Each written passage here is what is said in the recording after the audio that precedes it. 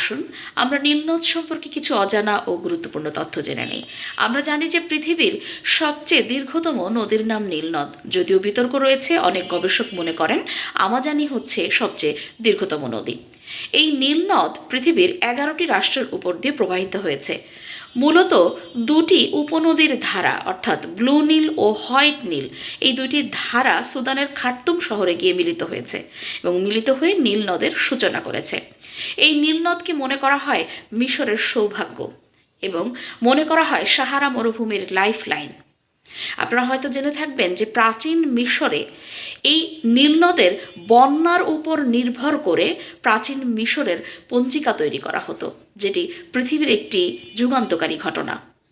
এবং আপনারা হয়তো জেনে থাকবেন যে এই নীল নদের বন্যার মধ্য দিয়ে মিশরের সমস্ত জমিতে পলি পড়ে উর্বরতা আসতো এবং এই মিশরের কোটি কোটি মানুষ তাদের কৃষি ব্যবস্থা এই নীল নদের বন্যার উপর নির্ভর করেই তারা পরিচালনা করত। সকলে ভালো থাকবেন, সুস্থ থাকবেন।